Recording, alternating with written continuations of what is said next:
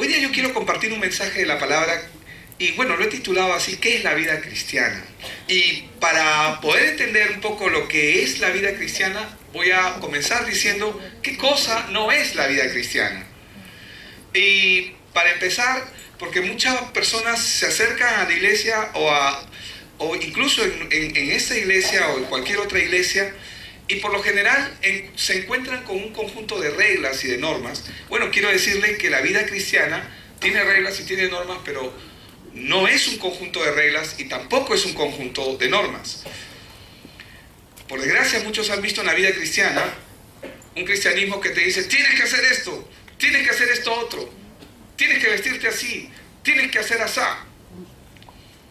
Esto nos lleva muchas veces a ver la fe de una manera diferente a cómo la palabra de Dios, como el mensaje central de la Biblia, el mensaje de la palabra de Dios, lo muestra.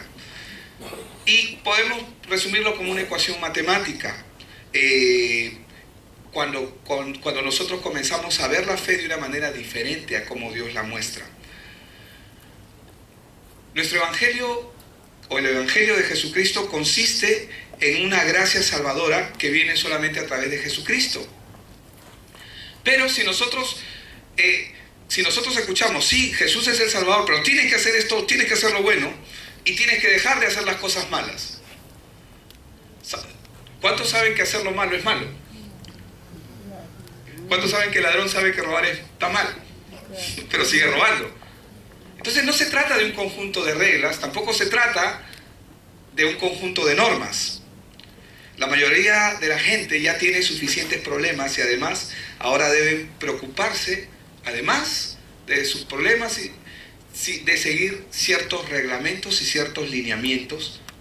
Mejor dicho, tienen que alinearse, ¿no? Porque esta persona me ha dicho que tengo que hacer esto, que tengo que hacer esto otro. Y hermanos, la Biblia enseña que, aunque le parezca increíble, esto va en contra de todas las enseñanzas bíblicas, de la enseñanza bíblica. No estoy diciendo que no hayan reglas en la palabra de Dios, hay normas, hay un estilo de vida, porque la vida cristiana es justamente eso, un estilo de vida que Dios quiere que nosotros tengamos. Pero es un estilo de vida que surge como consecuencia de. El estilo de vida en la vida del creyente surge como consecuencia de mi encuentro con Dios. No al revés. Yo no tengo un estilo de vida para encontrarme con Dios. Porque eso significaría de que yo tendría que hacer cosas buenas para que Dios me acepte. Pero Dios no me acepta por las cosas buenas que yo hago o que haga. Dios me acepta porque Él me ama y me ha aceptado a través de su Hijo Jesucristo. Por eso envió el Evangelio. El Evangelio es la respuesta de Dios al problema del hombre, personificado en una sola persona, Cristo, nuestro Señor Jesucristo. Entonces, veamos lo que la Biblia nos enseña y miremos un ejemplo bíblico acerca de esto que les estoy mostrando. Y vamos, para ello, primero quiero citar lo que la Biblia dice, y ustedes lo tienen en pantalla, en Tito capítulo 3. Yo voy a leer desde el verso 4 al 7, aunque ustedes ahí lo van a tener hasta el verso 6, porque no había mucho espacio. Dice, pero cuando se manifestó la bondad de Dios, ¿qué se manifestó? La bondad de Dios. ¿Quién toma la iniciativa? Dios. Siempre. Gloria a Dios por eso. Dice, pero cuando se manifestó la bondad de Dios, nuestro Salvador, y su amor para con los hombres, dice, nos salvó, dice, no por obras de justicia que nosotros hubiéramos hecho, sino por su misericordia. La misericordia es algo que se le otorga a alguien que no la merece. Es un regalo no merecido. Es alguien que no se lo merece y se le otorga. Dice, por el lavamiento de la regeneración y por la renovación en el Espíritu Santo, el cual derramó en nosotros abundantemente, ¿por medio de quién? Dice, por Jesucristo, nuestro Salvador. Y el verso 7 que ustedes no tienen ahí dice, para que justificados por su gracia, viniésemos a ser herederos conforme a la esperanza de la vida eterna. Dios, hermanos, está pensando en cada uno de nosotros. Amén. Ninguno de los que estamos aquí es ajeno a Dios. Usted no está acá por casualidad, o porque se ve obligado, o porque quiere aparentar, o simplemente porque ya, o sea, te voy a acompañarte, voy a ir contigo. Usted no está por eso.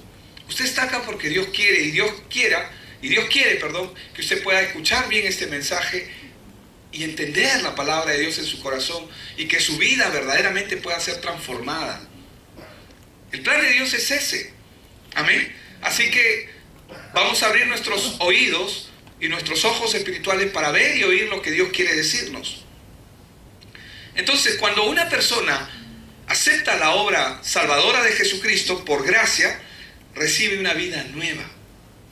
Aunque sigue con su mismo cuerpo, su corazón y su mente comienzan a ser transformados. Una persona representativa de esto que estamos hablando es justamente Moisés, y es el personaje que hoy en el cual me quiero enfocar, y quiero que usted me acompañe a enfocarnos un poquito en él. La situación de Moisés es conocido porque libertó al pueblo de Egipto, al pueblo de Dios de Egipto, pero no por iniciativa de él, sino por mandato de Dios. Ahora, la situación de Moisés realmente era una situación muy complicada.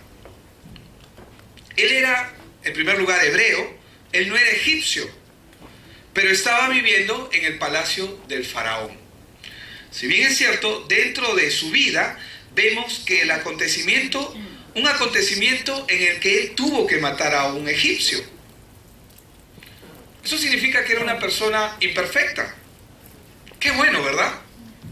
Porque cuando nosotros comenzamos a ver a la gente o la idealizamos como gente perfecta, podemos frustrarnos.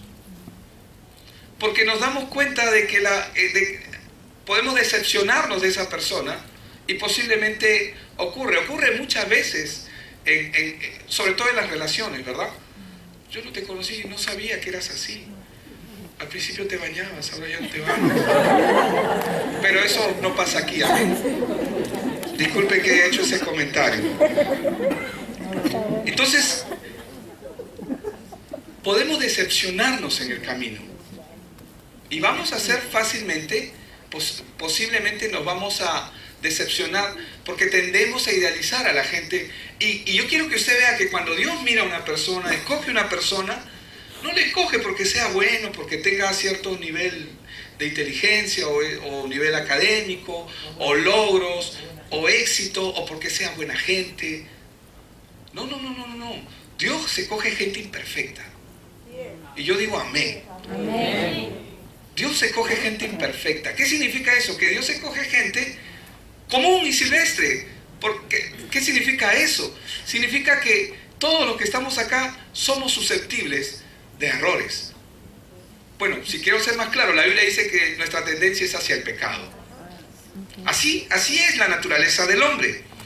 Entonces, vemos en la vida de Moisés que él comenzó a actuar en sus fuerzas y mató a un egipcio. Y Dios habrá dicho, bueno, este no me sirve. Es un asesino. Tenía esperanzas en ti, Moisés, pero me has decepcionado. ¿Lo sacó de la lista? Continuó trabajando con él. Y eso es lo que Dios va a hacer en la vida de cada persona que se acerca. Por la gracia que Dios permite que seamos llamados. En ese momento es que cuando él mata al egipcio tuvo que huir al desierto y tuvo que vivir en Medián durante 40 años. Vivió durante 40 años en Medián. Podemos ver que durante esos 40 años tuvo dificultades como todos, pero extrañamente en ese tiempo Dios no le habló ni tampoco le solucionó esas dificultades aparentemente, pero Dios estaba trabajando en su vida. Hay dos maneras de cocinar. Yo sé que usted cocina a fuego lento, las damas sobre todo, ¿no? Pero que hay hombres también que cocinan. Por ahí unos chaufas con marisco, con pescado, que son espectaculares. Por ahí un tallarín a la huancaína, pero no, hay otro que es... Señor, perdóname, no quiero saber. Hay uno que es con sí, al Alfredo no, pero ese que está bien rico y con... Bueno, pero hermanos, Dios trabaja a fuego lento. Amén. Pero a veces nosotros queremos que Él trabaje todo rápido. No, ya, ¿qué tengo que hacer? Ya, me paro de cabeza. No, tú dime. Porque es más fácil que nos digan qué hacer. Cuando Dios no está preocupado en el hacer, sino está preocupado en el ser. Hermanos, yo quiero que usted y yo entendamos, digo yo también, porque yo también tengo que seguir entendiendo. Tenemos que seguir entendiendo esta verdad bíblica. Él quiere trabajar primero con nosotros. Más importante que lo que tú puedas hacer, tú eres más importante. Por eso es que mucha gente no entiende, ay, ¿por qué yo? ¿Por qué esto a mí? ¿O por qué esto pasa? Porque Dios está trabajando en tu ser, más que en el hacer. El hacer va a ser una consecuencia de tu ser. Entonces, Dios no le habló durante 40 años, pero estaba trabajando en él. Y muchas veces, muchas personas comienzan a vivir tiempos aparentemente de desierto. Ellos creen que están en el desierto, pero no están en el desierto. O sea, Dios sigue trabajando contigo. Amén. Dios sigue trabajando contigo aunque no haya pronunciado aparentemente palabra. Aparentemente. Pero vamos un poquito y vamos a profundizar un poquito más en la vida de Moisés. ¿Qué fue lo primero que hizo Dios con él? ¿En qué se interesó Moisés? Para poder entender la vida de Moisés tenemos que incursionar desde su nacimiento.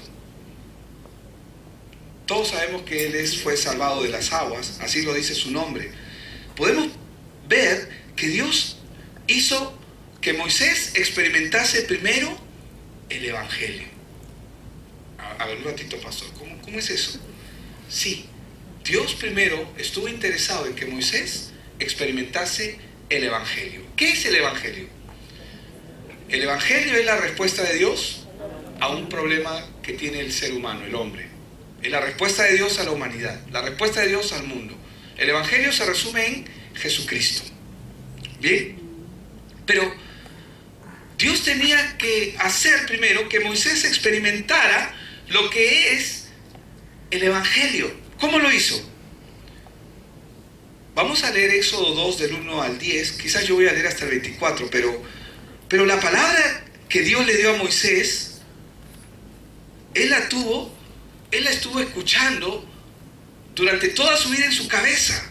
Durante los 40 años, palabras que su madre le indicaba desde su niñez. Este Evangelio que Moisés luego comienza a ver, porque al inicio no lo ve, comienza a llegar primero a su vida a través de su madre. Es importante poder entender quién era su madre, o sea, quién era la madre de Moisés y quién era el padre de Moisés. Y para entenderlo, vamos a la Biblia y vamos a ver lo que la Biblia nos dice en Éxodo. Vamos a leer capítulo 2, verso del 1 al 10. Un varón de la familia de Leví. ¿De dónde era la familia? ¿Qué significa? Leví era la familia que Dios escogió ¿para qué? Para el sacerdocio, ¿verdad? Para servir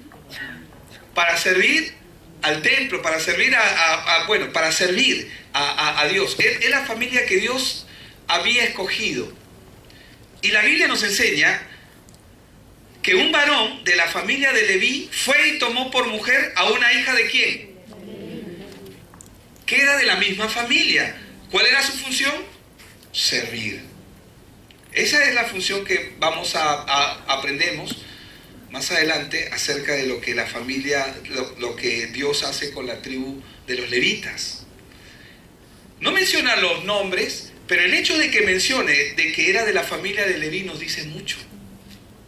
No menciona quién era su padre o su madre, Porque Dios está interesado en que veamos de dónde procedía Moisés.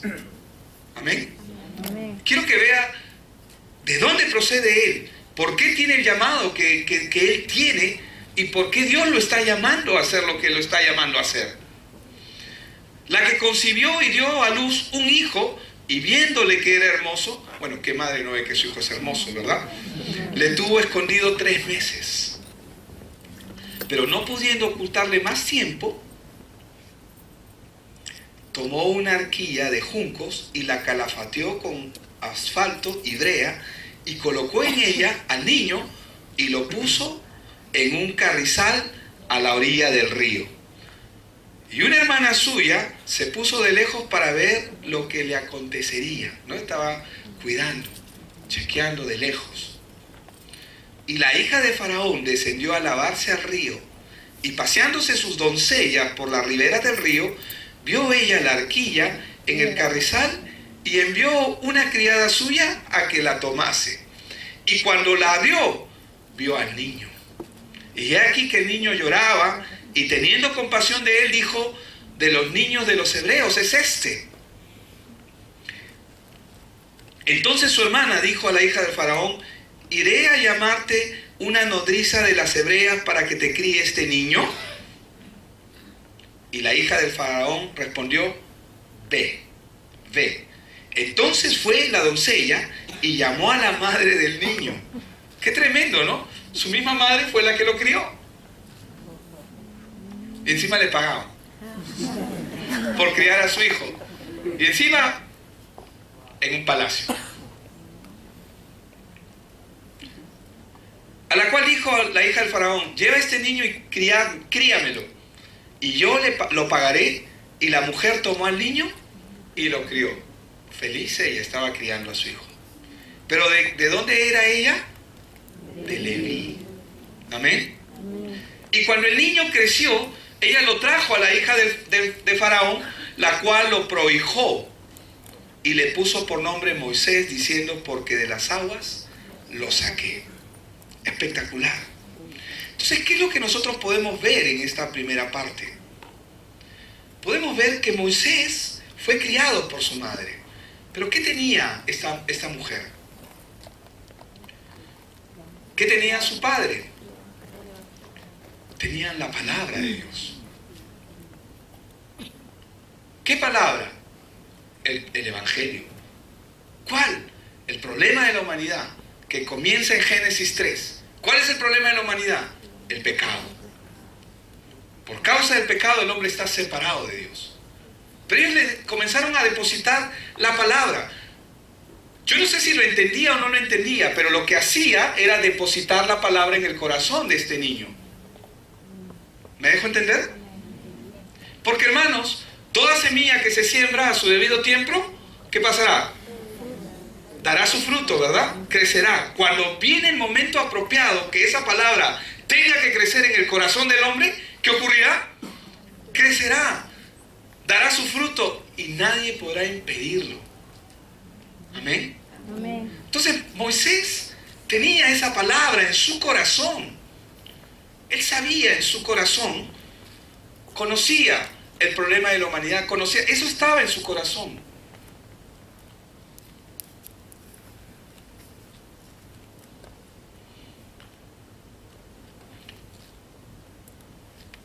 Quiero seguir leyendo.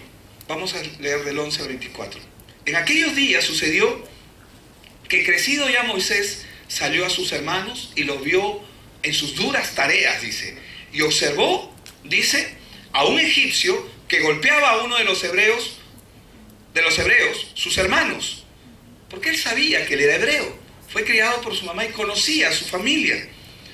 Entonces miró a todas partes y, viendo que no parecía nadie, mató al egipcio y lo escondió en la arena. Yo aquí nadie me vio.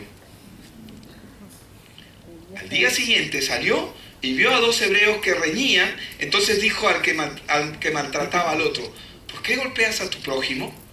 Extrañado, ¿no? Imagínate qué tipo de crianza y de enseñanzas habría recibido él, que este tipo de actitudes lo confundían. O sea, lo sorprendían. O sea, ¿qué haces? O sea, él es tu hermano. ¿Cómo puedes estar peleándote con él? ¿Te das cuenta del nivel que él tenía de enseñanza de lo que su madre o su padre había depositado sobre él? Bueno, su madre, porque ella fue la encargada de criarlo. ¿Verdad? Amén. Amén. Al día siguiente salió, ¿en qué verso me quedé? 14, ¿verdad? ¿Por qué golpeas a tu prójimo? Y él respondió, ¿quién te ha puesto a ti por príncipe y juez sobre nosotros? Hermanos, él fue príncipe y fue juez. Pero bueno, ¿quién te ha puesto a ti por príncipe y juez sobre nosotros? ¿Piensas matarme como mataste al egipcio? Entonces Moisés tuvo miedo y dijo, ciertamente esto ha sido descubierto. Oyendo Faraón acerca de este hecho, procuró matar a Moisés, pero Moisés huyó de delante del Faraón y habitó en la tierra de Madián. Y estando sentado junto al pozo, 7 hijas que tenía el sacerdote de Madián, un sacerdote, amén, vinieron a sacar agua para llenar las pilas y dar de beber a las ovejas de su padre. Mas los pastores vinieron y las echaron de allí. Entonces Moisés se levantó y las defendió y dio de beber a sus ovejas. Y volviéndose ellas a Reuel, su padre, él les dijo, ¿por qué habéis venido tan pronto? Ellas respondieron, hubo un varón egipcio, miren cómo lo identificaban, porque él estaba vestido probablemente con su vestimenta egipcia. Un varón egipcio nos defendió de mano de los pastores y también nos sacó el agua y dio de beber a las ovejas. Y dijo a sus hijas, ¿dónde está? ¿Por qué habéis dejado a este hombre? Llamadle para que coma. Y Moisés convino en morar con aquel varón y él dio su hija Séfora por mujer de Moisés. Y ella le dio a luz un hijo y él le puso por nombre Gersón, porque dijo, forastero soy en tierra ajena. Aconteció que después de muchos días murió el rey de Egipto y los hijos de Israel gemían a causa de la servidumbre y clamaron, y subió a Dios el clamor de ellos con motivo de su servidumbre, y oyó Dios el gemido de ellos y se acordó ¿de qué? ¿De qué se acordó Dios? El pacto que hizo con Abraham, con Isaac y con Jacob. Y miró Dios a los hijos de Israel y los reconoció Dios. Esto es espectacular. Hermanos, la situación que nosotros podemos ver ahora en esta parte es que Israel está sufriendo las dificultades, está sufriendo la esclavitud. Ellos están sufriendo. Dios no solamente quiere salvarnos, sino también quiere hacer una obra con nosotros para ser de bendición en este mundo. Dios no solamente quería salvar a Moisés o al pueblo, sino que Dios quería salvar a toda esa comunidad, que su nombre sea conocido en la tierra. Su nombre de guerra es Jehová, su nombre es temido en la tierra, a todos sus enemigos venció, es grande y temido en la guerra. ¿Quién es como el Señor? Amén. Hay que cantar esa canción también. Hay que saltar, hay que celebrar. Amén.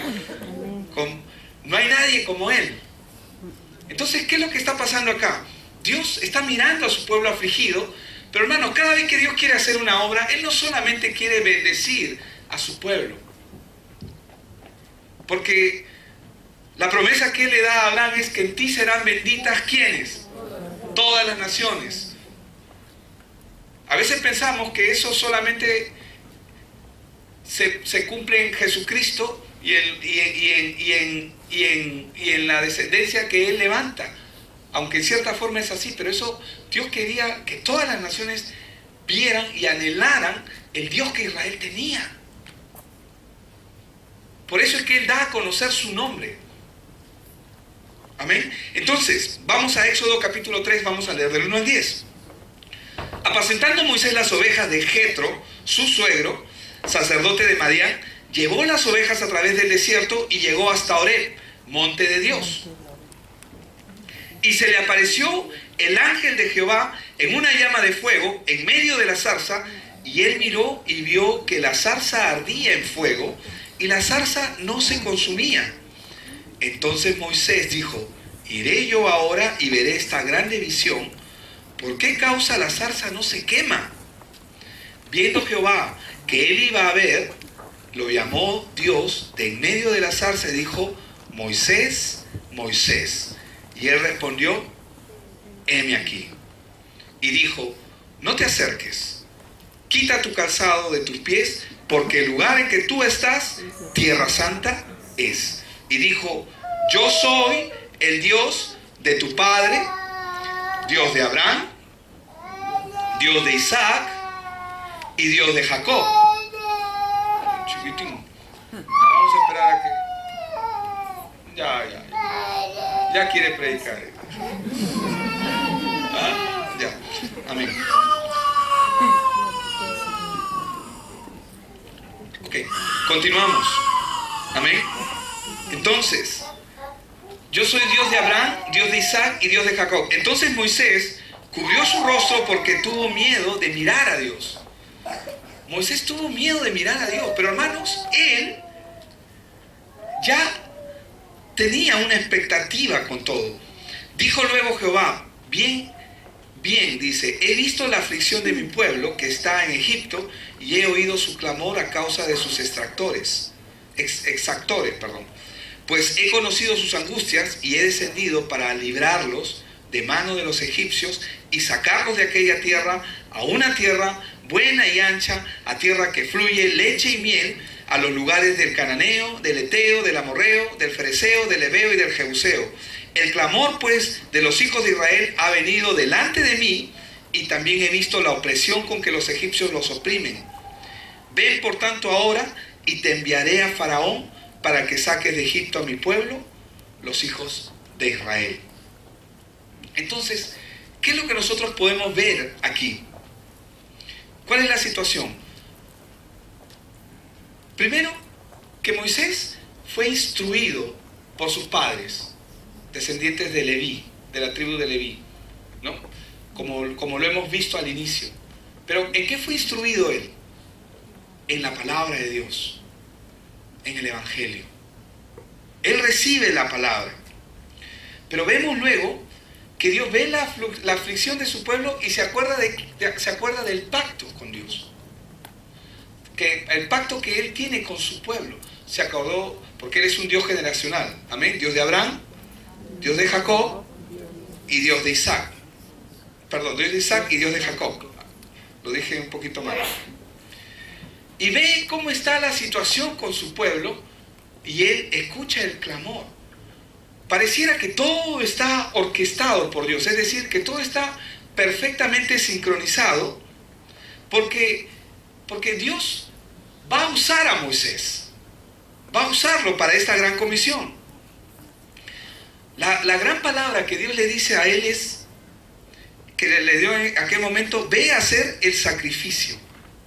En otras versiones dice: ve a hacer el sacrificio de sangre que Él ha mandado. ¿Qué significa esto? Si Moisés fue instruido por su madre acerca de cómo era la manera de honrar a Dios, ¿qué tuvo que aprender? La manera de honrar a Dios o de acercarse a Dios, ¿cómo era? El Evangelio, a través del sacrificio del Cordero. Entonces, la manera de acercarse a Dios, ¿cómo podían acercarse el pueblo a Dios? A través del sacrificio. ¿Y ese sacrificio quién es? Cristo es el sacrificio. Entonces Dios le da la respuesta a Moisés de cuál es la solución para su pueblo. ¿Cuál es la solución? El sacrificio. Cristo, es verdad, Cristo.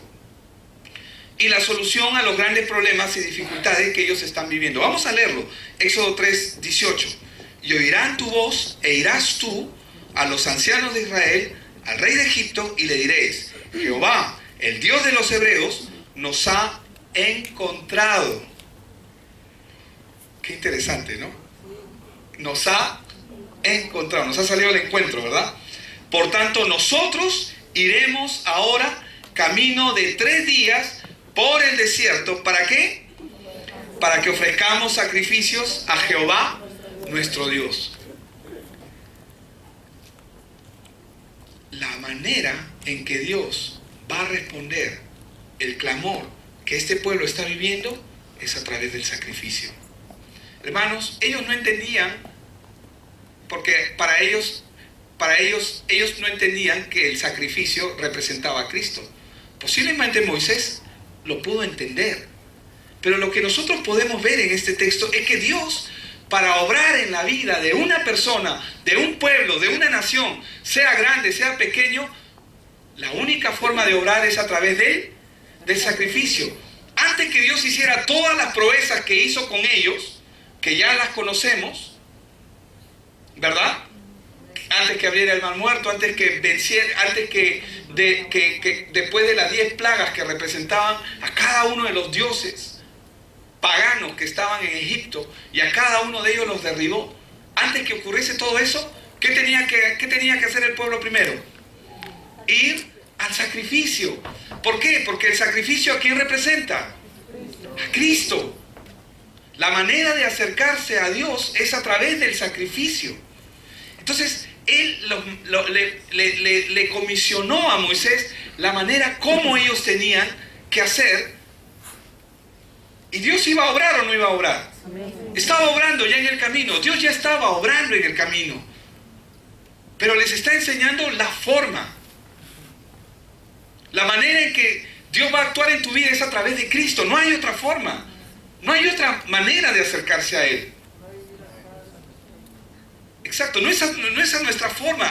¿Qué había pasado? Ellos estaban esclavos por años y no estaban haciendo esto. Por lo tanto, no había palabra de Dios. Pero Dios, ¿de qué se acordó? Del pacto de Abraham, de Isaac y de Jacob. Se acordó del pacto que hizo con ellos. Porque Dios es un Dios generacional. Pero ¿en quién va a representar ese pacto? Tiene que representarlo en alguien que tenga la palabra depositada en su corazón.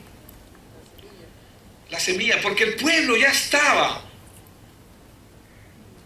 atiborrado con tanto trabajo, con tanta cosa. Sufrimiento. Estaban afligidos. Y Dios llama a Moisés. Alguien que tenía la palabra enseñada pues, probablemente por su madre, pero cuando Dios le habla, él sabe de lo que le está hablando el Señor. ¿Me dejo entender? Entonces, como vemos, el sacrificio de Jesucristo es la única respuesta y la única solución para el problema de la humanidad. Sea cual fuera el problema, la respuesta siempre va a ser la misma. En el caso de ellos tenían que ir al sacrificio. En el caso nuestro tenemos que acercarnos a Dios a través de Jesucristo. Hermanos, y el mensaje que Dios le da a Moisés sigue siendo el mismo mensaje que Dios le da hoy día a la iglesia. Las cosas no han cambiado. Yo no puedo venir a Dios sin Cristo. No puedo hacerlo. Yo no puedo solucionar las cosas que pueden pasar en mi vida sin Cristo. El tomar una decisión fuera de Cristo sin consultar a Dios es un camino al fracaso, exacto. Me estoy autocondenando. Y Él al pueblo le está enseñando cuál es el camino que ellos tienen que seguir, que es Cristo. Y Él le comisiona a ellos, tienen que transmitir esto a los ancianos del pueblo. Él le comienza a decir, si nosotros seguimos leyendo Éxodo capítulo 3 y seguimos leyendo, vamos a ver las instrucciones que Dios comienza a darle de lo que Él tiene que enseñarle al pueblo. Algo que ellos habían probablemente olvidado. A transmitir a los ancianos del pueblo. Ese fue el mensaje que Moisés recibió de su madre durante todo el tiempo que ella lo estuvo criando. Él recibió la palabra, pero cuando Dios le habla, la palabra comienza a hacerse rema. Hermanos, nosotros tenemos que confiar en la palabra que está depositada en nuestro corazón. Por eso es que cuando estábamos cantando esa canción, eres mi redentor, eres mi sanador, ¿se acuerdan? Eres mi amor, yo espero en ti. Hermanos, ¿qué tenemos que hacer? Esperar en Él. Esperar en Él. Viene a mi mente 1 Corintios 10:13. No sobrevendrá ninguna tentación, dice, que no sea humana. Fiel es Dios, que no nos va a dejar de ser tentados más allá de lo que podamos resistir. ¿Y qué dice? Que juntamente con la prueba pone la salida. Pero en medio de la situación, cuando estamos en medio del problema, ¿qué es lo que ocurre? Nos ponemos nerviosos, nos angustiamos. Y el enemigo, ¿qué es lo que quiere? Que nos aferremos a la circunstancia. Mira cómo te está yendo, qué pésimo. Mira qué mal. Sí, pues ahora ¿cómo vas a hacer? Sí, pues no, lo que pasa es que Dios debe estar ocupado, no te escucha. No, Dios te está mirando. Dios tiene puestos los ojos en ti. Pero cumple el propósito de su palabra. Cuando dice que no vamos a tener una tentación que no sea humana, sino que fiel es Dios. Número uno, que no vamos a ser tentados más allá de lo que podamos resistir, y que junto con la prueba está la salida. Si Él dice que la salida ¿está o no está? Está. Porque Dios no miente, ¿verdad? Dios no miente. No es hombre para que mienta, ni es hijo de hombre para que se arrepienta. Lo que Él dice que va a hacer, va a ocurrir. Entonces, espero en ti. Tengo que esperar. Tengo que esperar. ¿Hay alguien afligido? A oración, dice la Biblia. ¿Hay alguien alegre? Cante alabanzas. Amén. Santiago, eso me gusta, que tengas la palabra ahí en tu corazón. ¿Hay alguien alegre? Cante alabanzas. ¿Hay alguien afligido?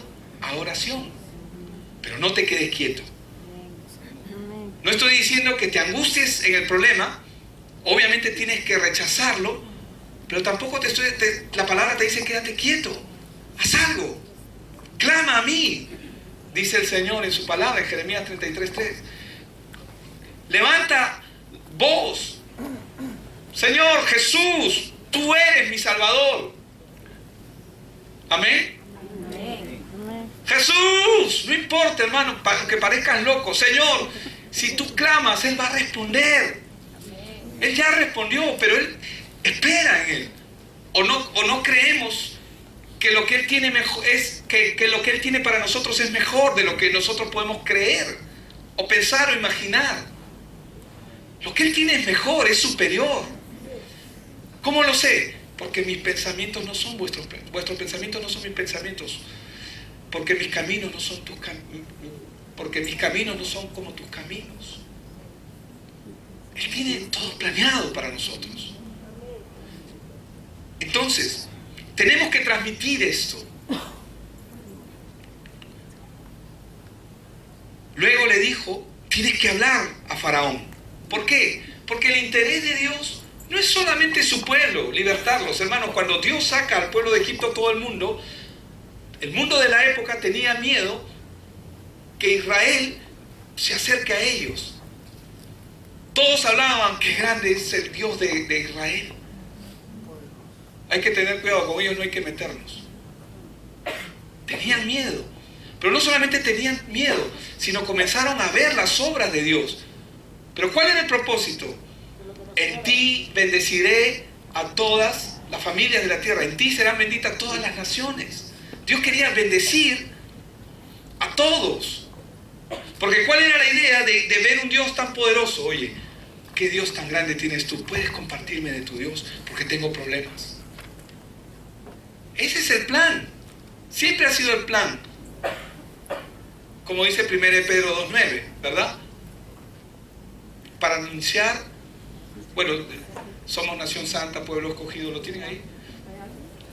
Pero la segunda parte que dice, para anunciar las virtudes de aquel que nos llamó de tinieblas a su luz admirable. Ese es el plan. Es lo que Dios quiere. Dios lo tiene planeado. Él quiere ser de bendición para otras naciones, para otras familias, para otras personas. En el lugar donde estamos, quiere que seamos de bendición. Y luego le dijo que tenía que transmitirlo al pueblo, que él tenía que transmitir cuál era el camino.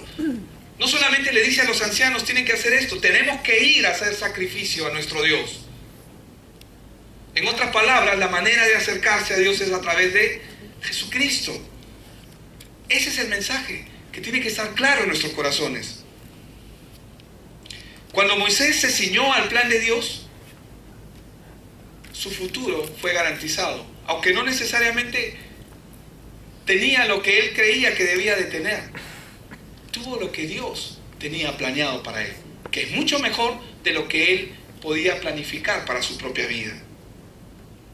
Delante de Moisés acontecieron las cosas más grandes, los milagros que el Señor hizo. Cuando se levantaron, cuando se mandaron las 10 plagas, con el propósito de derribar a cada uno de los dioses, de la idolatría que había en ese pueblo. ¿Por qué Dios hace eso con Egipto? Porque lo que está haciendo Dios es: tú no sirves, tú no sirves, tú no sirves, tú no sirves. Cada ídolo está siendo derribado. Tú no sirves. Yo soy el que vivo, dice Jehová. Él es, no hay nadie más. Yo soy el que soy.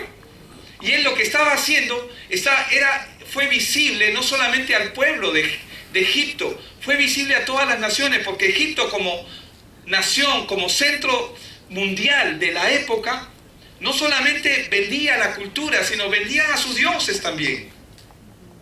Y Dios los derribó a todos para ser Él. ¿Crees que no va a hacer eso con nosotros? ¿Crees que ya no lo hizo? Ese es el plan. Ese es el plan que Dios tiene. Darse a conocer a través de tu vida y de mi vida. ¿Podemos cambiar esta nación? Sí podemos cambiar esta nación. ¿Cómo? A través del Evangelio. No nosotros, Él en nosotros. Pero estando atentos a cuál es el plan que tú tienes para con nosotros, Señor. La palabra que estamos recibiendo, depositada en este corazón, en tu corazón y en el mío, ¿qué es lo que tiene que hacer esa palabra? Trabajar, dejar que Dios comience a obrar, que esa palabra se levante. Se levantaron las obras. Moisés presenció todo. El Mar Rojo. Moisés, cuando comenzó a ver eso, él fue uno con Dios, se unió al Señor. Ya no estaba dividido porque tenía el Evangelio claro. Él sabía que con Cristo todo lo puedo, sin Él nada. Y aprendió a hacerlo, porque cuando llegó, en el momento que estaba frente al Mar Rojo, le preguntó al Señor: ¿y ahora qué hago? Estoy acorralado, Señor. Las deudas me tienen acorralado. ¿Qué hago? Señor, mis enemigos están a punto de destruirme. ¿Qué hago? Bueno, ¿qué tienes en tu mano? Sí, sabemos que tenía una vara, pero estamos haciendo la analogía para nosotros. ¿Qué tienes en tu mano? La autoridad. ¿Qué tienes? La palabra. Espero en ti. Amén. Esperamos en Él. ¿Qué tienes en tu mano? ¿Y qué hizo Moisés? Usó lo que tenía en su mano. ¿Fue la vara? La vara esa poderosa. No, la vara de Moisés es poderosa. Vamos a hacerle un altar a la vara. Le ponemos. No. Era el Dios que estaba con él. Como está contigo y como está conmigo. Podemos ver que en el tiempo que ellos estuvieron en el desierto, hermanos, en el desierto es un lugar áspero, porque en el día hace calor extremo y en la noche hace frío también extremo. Pero en el día la columna, la nube de gloria, ¿cuántos saben que la nube contiene humedad, frescura? Los cubría. En la noche la columna de fuego, dándoles calor, cubriéndolos, protegiéndolos. ¿Crees que no estamos así? Estamos cubiertos. Y el enemigo lo sabe. El problema es que si tú y yo lo sabemos y entendemos verdaderamente con quién estamos, quién es el que está con nosotros. Mayor es el que está conmigo que el que está en el mundo. Amén. Amén. Si Dios conmigo, ¿quién contra mí? Nadie podrá hacer frente todos los días de tu vida. Porque como estuve cuando Dios le habla a Josué, ¿verdad? Como estuve con Moisés, así estaré contigo. Dios es un Dios generacional. No estamos aquí por casualidad. Porque yo no creo que tú y yo seamos una casualidad. Yo creo que tu presencia acá está intencionada por Dios. Y Él quiere que tengas esta palabra en tu corazón y tú puedas disfrutar de ella. Digo disfrutar, ¿por qué? Porque no estamos hablando de no estamos hablando de un sistema religioso. Estamos hablando de un encuentro personal con Dios, cara a cara, face to face, tú y Él. ¿Cómo no voy a servir a un Dios así? ¿Cómo no vamos a servir a un Dios así? Cuando comienzas a ver las maravillas que Él hace, ¿cómo no le vas a servir? ¿Cómo no te vas a portar bien? ¿Cómo no vas a dejar la impiedad, la maldad? Cuando tú comienzas a tener tu relación con Dios, ¿cómo no vas a dejar a un costado lo que no sirve, lo que te aleja de Dios? Pero solamente va a ser producto de un encuentro. ¿Qué es la vida cristiana? Es un estilo de vida de alguien que ha aprendido, que está aprendiendo a caminar con Dios. No que camina en su propio criterio, camina con Dios. No se trata de lo que tienes o lo que no tienes que hacer. Se trata de tu encuentro personal con Dios que va a determinar lo que tú vas a hacer. Porque somos más que vencedores. La tierra está esperando que esos hijos se levanten. Porque la creación gime, dice, para que los hijos de Dios se manifiesten. ¿Qué hijos? ¿Qué hijos se tienen que manifestar? Los que tienen la palabra en su corazón, los Moisés, los David, los Josés. Puedes poner tu nombre ahí. Él está esperando que tú te levantes. La tierra gime para que tú te levantes. Amén. Amén. Dios quiere comenzar a hacerlo ahora. Amén. No como Faraón. ¿Cuándo quieres que quitemos las ranas? Mañana, dijo, ¿no? No, tu cambio comienza hoy, no comienza mañana. Pero tienes que dejar que Él obre. Tienes que dejar que Él obre. Entonces podemos ver que la vida cristiana es una vida que está centrada y centralizada siempre en el sacrificio de la cruz, en el Cordero inmolado. Para Dios hacer las maravillas que hizo con el pueblo de Israel a través de Moisés, lo primero que Él tuvo que hacer fue llevarlos al sacrificio. Porque ese es el camino. Dios hizo todo lo que hizo con el pueblo de Israel por causa del sacrificio de Cristo en la cruz, de nuestro Señor Jesús. ¿Qué cosa es lo que movió a Dios a hacer lo que hizo con su pueblo? El sacrificio, la promesa, el pacto. Génesis 3:15, la simiente de la mujer que te va a pisar la cabeza, ya te la pisó. Ya se la pisó. Él está debajo de nuestros pies. Somos más que vencedores. Él te teme, el enemigo te teme. Él teme al que sabe quién es en Cristo Jesús. Pero el que no conoce su condición, el que sigue atrapado en su vana manera de vivir, como pon Efesios 4:17, por favor, Stephanie. El que está encerrado en su vana manera de vivir no va a ver esto. ¿Por qué? Porque esto digo y requiero en el Señor, dice la palabra, que ya no andéis como los otros gentiles, que andan, ¿cómo andan? En la vanidad de su mente, teniendo, dice el entendimiento, entenebrecido, ¿verdad? Sí, dale uno más, al 18, por favor. Ajenos a la vida de Dios, ¿por qué? Por la ignorancia que en ellos hay. Hermanos, mi pueblo fue destruido por falta de conocimiento. Esta nación nos está esperando. Tu jefe te está esperando.